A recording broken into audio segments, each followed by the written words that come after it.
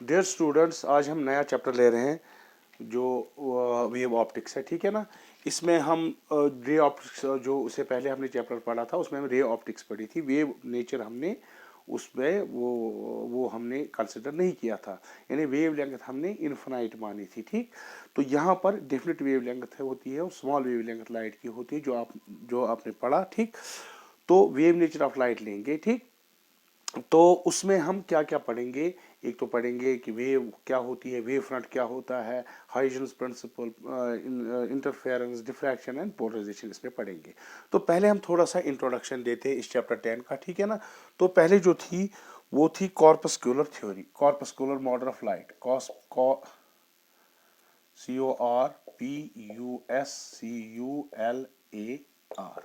Corpuscular model of light, ठीक है।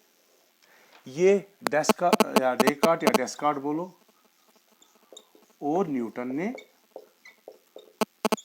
तो स्टार्ट तो डेस्कार्ट ने की थी, न्यूटन ने। उन्होंने क्या कहा, light consist of corpuscles, light is made of corpuscles. Corpuscles क्या होते हैं, स्मॉल पार्टिकल्स। तो उन्होंने क्या कहा था, पहला point, light is made of corpuscles. Corpuscles होते हैं small particles, very small particles, यानी यहां पार्टिकल नेचर उन्हें बताया, ठीक है। Small particles, light consist of corpuscles which travel in straight line.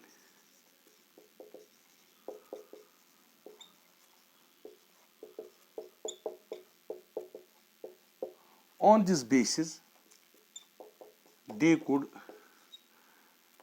explain refraction and reflection of light.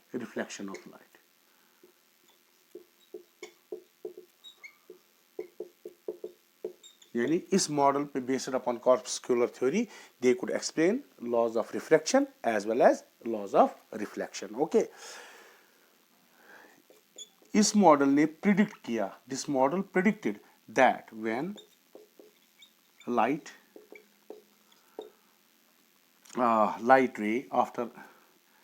light ray entering from one medium to another after refraction bends towards normal, then its speed increases. That is, यानी अगर light एक medium, जो भी medium है, एक medium number 1 से medium number 2 पे आ गई, और अगर ये बेंड टुवर्ड्स द नॉर्मल, ये नॉर्मल है, तो bend towards the normal, then जो मीडियम 2 में स्पीड होगी, लेट अस से v1 यहां पर, v2 यहां पर, v2 will be greater than v1 as per this model. लेकिन बाद में प्रूव किया गया कि नहीं, जब बेंड टुवर्ड्स द नॉर्मल होगी स्पीड विल डिक्रीज, वो आगे बताएंगे, ठीक है। तो ये थे कुछ points regarding this corpuscular theory, okay. अब इसका स्क्रीनशॉट ले लो, तो उसके बाद हम दूसरा करेंगे, ठीक है।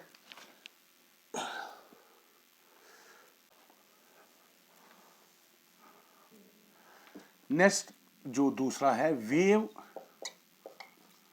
थ्योरी और वेव मॉडल ऑफ लाइट। एक साइंटिस्ट था क्रिश्चियन, डच साइंटिस्ट था क्रिश्चियन हॉयजन, ठीक। उसने प्रपोज किया that light is a wave, यानी light travels in form of waves, ठीक है। तो ऑन दिस बेसिस उसने क्या कहा, light is form of wave, यानी travels in form of waves, okay. तो on this basis it could explain laws of reflection, refraction, laws of reflection, refraction, and further we could explain the laws of this phenomena of diffraction, diffraction of light, interference, and polarization of light. ठीक है, तो wave basis पे हम ये सारे, besides explaining the laws of reflection and diffraction, we could also explain diffraction and interference of and polarization. Okay. Third, इस model में this model, that is the Maeve model, predicted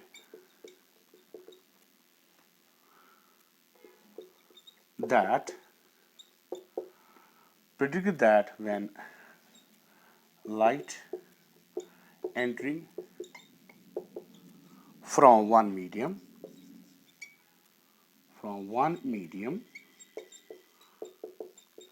to another, this model that when light entering from one medium to another medium bends towards normal, then speed of light decreases. यानी अगर ये कहता है कि अगर medium 1 से medium 2 में light आ गई, यानी रिफ्रैक्शन हो गई, अगर ये बैंड टूवर्ड्स द नॉर्मल होगी, अगर यहाँ स्पीड v1 है, यहाँ v2 है, सो v2 will be less than v1, यानी अपोजिट, बिल्कुल कॉर्पस्कुलर थ्योरी के अपोजिट. इसलिए कहा कि लाइट का स्पीड डिक्रीज होगी अगर ये light bend towards the normal होगी, which was predict to be okay. तो वो किसने किया प्रेडिक्ट? फौकॉल्ट एक साइंटिस्ट था. फौकॉल्ट ने प्रूव किया that indeed that when light entering from one medium to another medium travels into another medium, bends towards the normal, then its speed decreases. ये किसने वेरीफाई किया? फौकॉल्ट ने एक experiment किया. ठीक, अब इसका स्क्रीनशॉट ले लो, फिर आगे बढ़ते हैं. उसके बाद थॉमस यंग,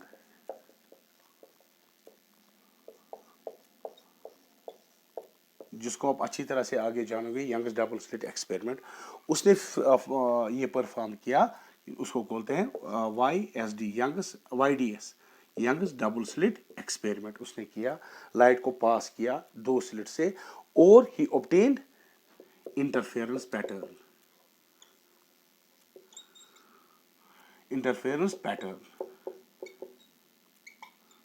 ये पार्टिकल नेचर नहीं है, वेव्स आपस में इंटरफेयर करती हैं. तो इससे जो वेव थ्योरी जो क्रिश्चियन हॉगन ने प्रपोज की थी, इससे फर्म फुटिंग उसमें आ गई. That means light is Indeed travels in form of wave because we have obtained the interference pattern between the light, जो आगे आप पढ़ोगे, लाइट टू वेव ट्रेन्स हैं उनके दरमियान इंटरफेरेंस हो गई. ठीक है ना. तो इससे वेव जो थ्योरी थी वो फर्म फुट में आ गई. लेकिन एक डिफिकल्टी क्या थी कि जैसे अब जब साउंड जो हमारी साउंड वेव जो लॉन्गिट्यूडनल वेव होती है, it needs it needs a material medium to travel. यानी मटेरियल अगर बीच में, जैसे मैं बात कर रहा हूँ, यहाँ पर हवा है तब चलती है, अगर हवा यहाँ से वैक्यूम हो तो यह आवाज़ मेरी आगे नहीं चलेगी. ठीक, जैसे आपने कभी 10th में एक्सपेरिमेंट किया था, एक बेल है, अगर हम उसको वैक्यूम जार में रखेंगे तो बेल बजा देंगे तो यहाँ कोई साउंड आप नहीं सुनोगे, बिकॉज यहाँ हमने वैक्यूम क्रिएट किया है तो बाहर नहीं आ रही. जैसे या सन में चूंकि बहुत सारे एक्सप्लोजन्स होते हैं, वो हम नहीं सुनते हैं. क्यों?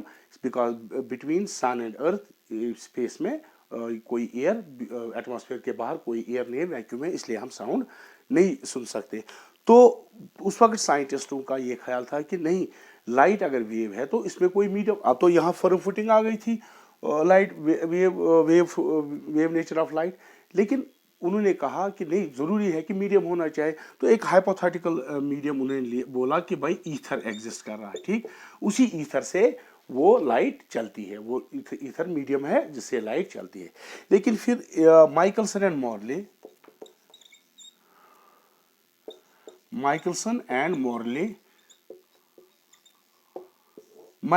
मॉर्ले एक एक्सपेरिमेंट किया।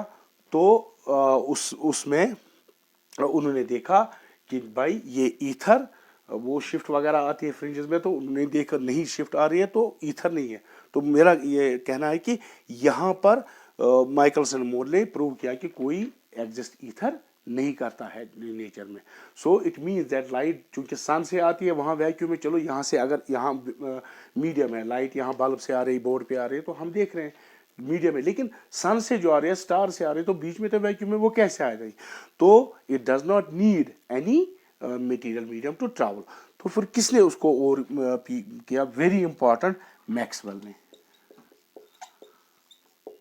मैक्सवेल ने इलेक्ट्रोमैग्नेटिक इक्वेशंस, जो इलेक्ट्रोमैग्नेटिक वेव्स, 4 इक्वेशंस दी इलेक्ट्रोमैग्नेटिज्म की, उनको मैक्सवेल्स इक्वेशन कहते हैं। उसने फ्यूज किया इलेक्ट्रिसिटी एंड मैग्नेटिज्म। उससे पहले इलेक्ट्रिसिटी को अलग ट्रीट किया जाता था और मैग्नेटिज्म को अलग। उसने ये प्रूव किया कि when changing electric field produce magnetic field and changing magnetic field produce electric field, and thus the wave propagates. It does not need any medium to travel.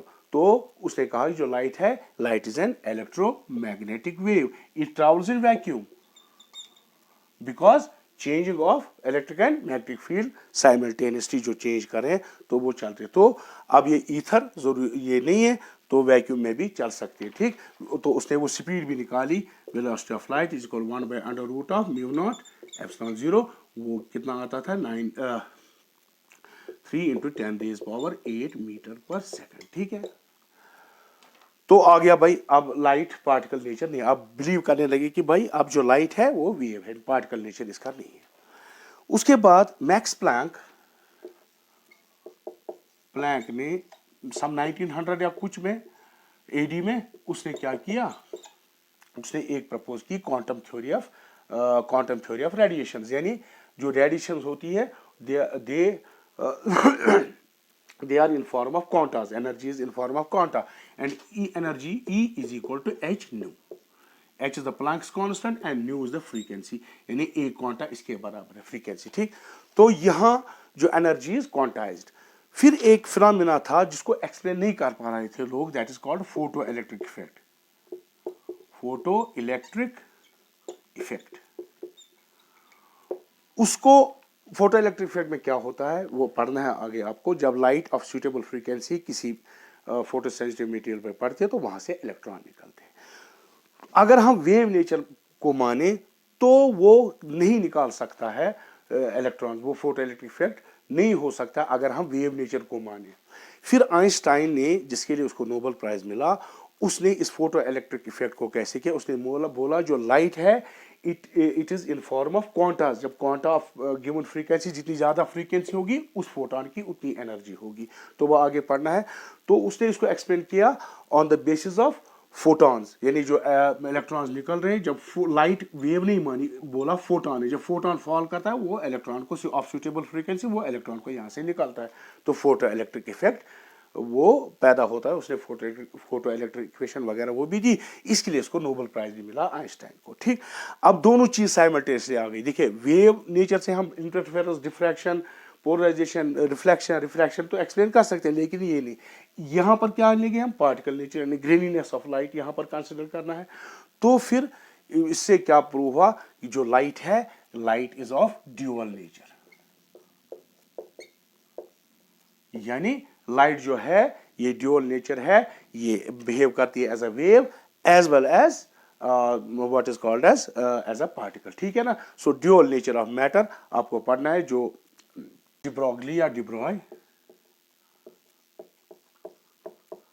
De Broglie ने ये ड्यूअल नेचर ऑफ मैटर को फिर handle किया, वो आगे आपको पढ़ना है। ओके, आप स्क्रीनशॉट ले सकते हो, आगे बढ़ेंगे। Next, wave front, locus of all the points which are equidistant from the source and are oscillating in same phase is called as wave front. Thus a wave front is defined as the surface of constant phase, constant phase. तो यहां पहले locus चीज क्या है? Locus होता है, what you mean by locus? Path traced by a body under some geometrical condition।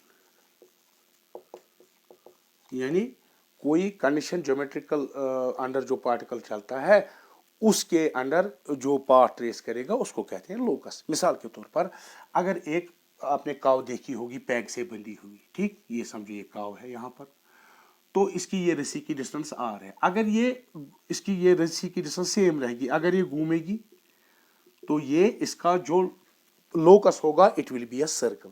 क्यों? इसकी जो रेडियस डिस्टेंस होगी वो हमेशा constant. So locus of this cow tied to a peg is a circle with constant radius r, तो इसको कहेंगे locus. या ऐसे अगर एक पॉइंट है, इट ऑलवेज ट्रेवल्स इन सच, ऐसे मूव करता है ताकि ये डिस्टेंस और ये डिस्टेंस इसकी हमेशा ये और ये सेम रहे।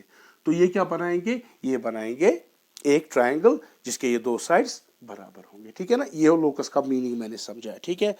अब वेव फ्रंट क्या होता है? वेव फ्रंट एक्चुअली डिस्टर्बेंस होती है जो ट्रेवल करती है forward in the forward direction from the source. Suppose हमने पानी में एक पेबल डाला, ठीक, तो जब पेबल डाला तो पानी को डिस्टर्ब करेगा, जो डिस्टर्ब करेगा तो जो रिपल्स बनेगी वो ऐसे आगे चलती जाएगी इन फॉर्म ऑफ ऐसे स्फीयर। सर्कल तो यहाँ दिखा सकते हैं 3 डायमेंशन में, ये स्फीयर्स हैं, ठीक, ऐसे आगे बढ़ती जाएगी।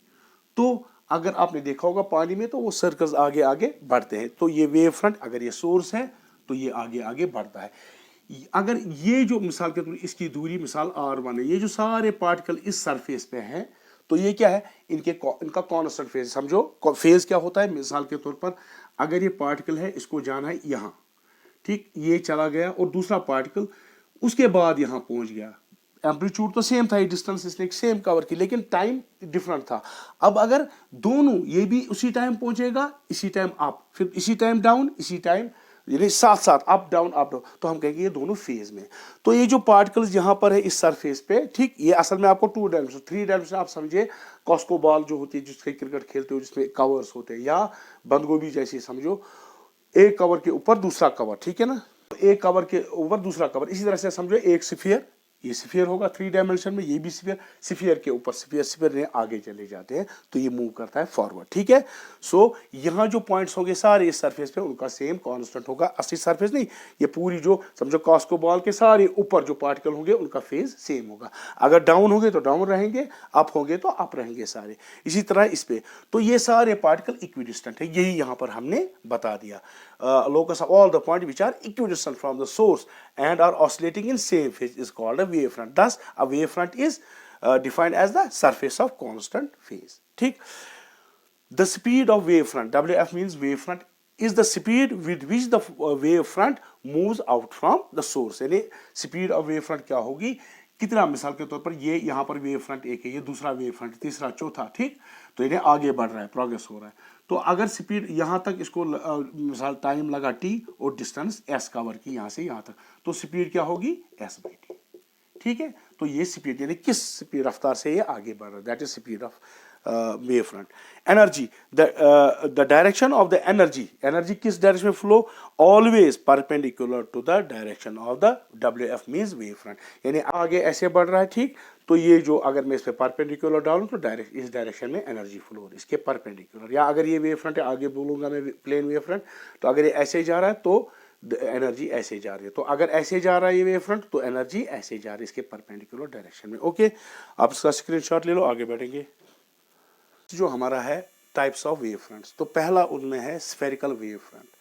तो अगर हमारे पास पॉइंट सोर्स है तो पहले स्फेरिकल वेव फ्रंट जनरेट करने के लिए क्या होना चाहिए? Point source.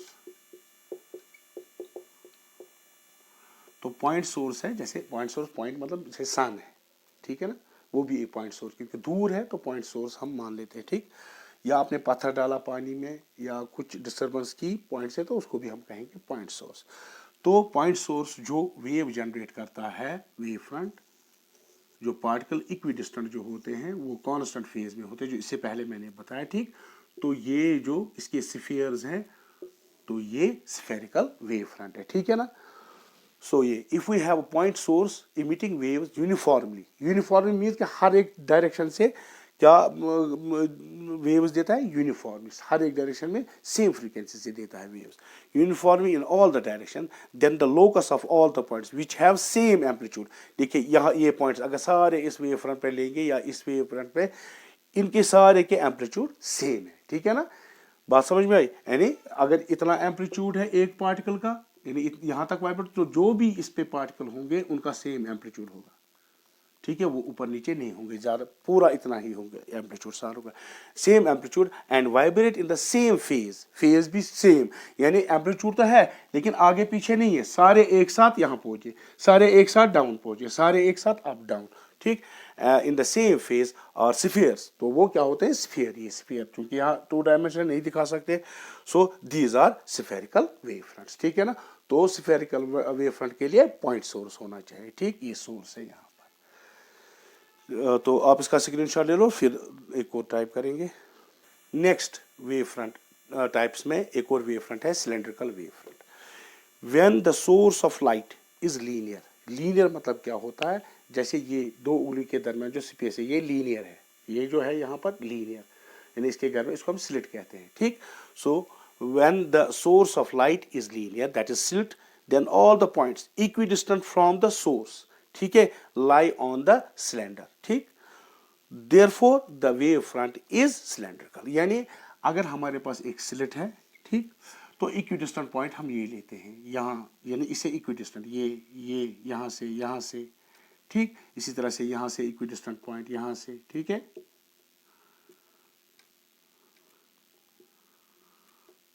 तो ये जो सारे ये इन्फिनिट नंबर ऑफ पॉइंट्स होंगे, तो ये क्या बनाएंगे, एक सिलेंडर। जब ये वेव फ्रंट आगे बढ़ेगा, इस पॉइंट का आगे बढ़ेगा, वो तो स्फीयर होगा, दूसरे का स्फीयर, तीसरे का सर्कल, जब एक दूसरे स्टैक होंगे ये सिलेंडर बनाएंगे, ठीक है, सिलेंड्रिकल सिमेट्री।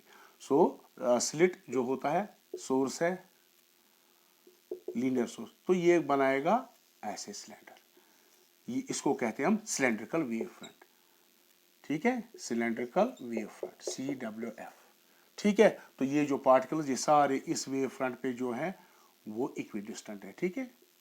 ये सोर्स है यहाँ पर इसके लिए, यहाँ दूसरा सोर्स, यहाँ तीसरा, ही इन्फिनिट नंबर ऑफ सोर्सेज है, ठीक है।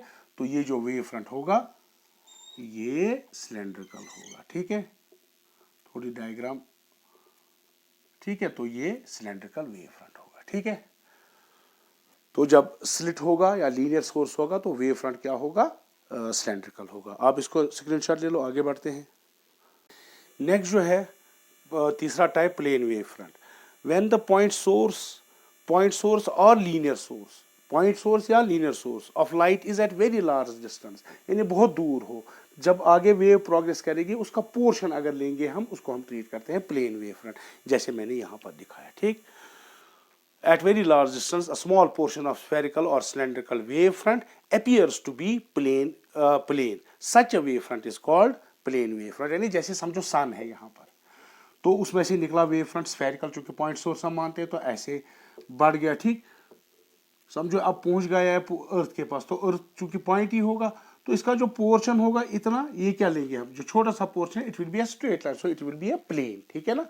सो एट वेरी लार्ज, तो ये डिस्टेंस है, लार्ज है, तो यहां हमने स्फेरिकल फ्रंट को प्लेन वेव फ्रंट ले लिया, ठीक है ना। इसका स्क्रीनशॉट ले लो, आगे बढ़ते हैं। देखिए अब हम रिलेशन जो रेज कैसे होती है और एनर्जी किस डायरेक्शन में, यहाँ जो डॉटेड लाइंस है ये प्लेन वेव फ्रंट है, ये उसके जो परपेंडिकुलर है ये रेज ऑफ लाइट है, ठीक। तो रेज ऑफ लाइट और ऑलवेज, रेज ऑफ लाइट और ऑलवेज परपेंडिकुलर और normal to any wave front, कोई भी हो, प्लेन हो या स्फेरिकल हो या सिलेंड्रिकल, ठीक। और जो रे ऑफ लाइट देती है ये क्या देती है, डायरेक्शन, यानी direction of flow of light, sorry energy, यानी एनर्जी भी इसी डायरेक्शन में, रे ये डायरेक्शन में जाती है, जो पहले भी मैंने बताया। ये हो गया डाइवर्जिंग वेव फ्रंट, यानी स्फेरिकल वेव फ्रंट, ऐसे डाइवर्जेंट बाहर जा रहा है। ठीक, ये हो गया कन्वर्जिंग वेव फ्रंट, एक कहीं से आ रहा हो यहाँ पर कन्वर्ज इस पॉइंट पे हो रहा है। ठीक, converging spherical wave front, SWF। ठीक है, तो direction of flow of energy ये है, रेज ऑफ लाइट भी ये है, यहाँ पर direction of flow of energy ये है और रेज ऑफ लाइट ये है। ठीक है ना, ओके, थैंक यू, स्क्रीनशॉट ले लो।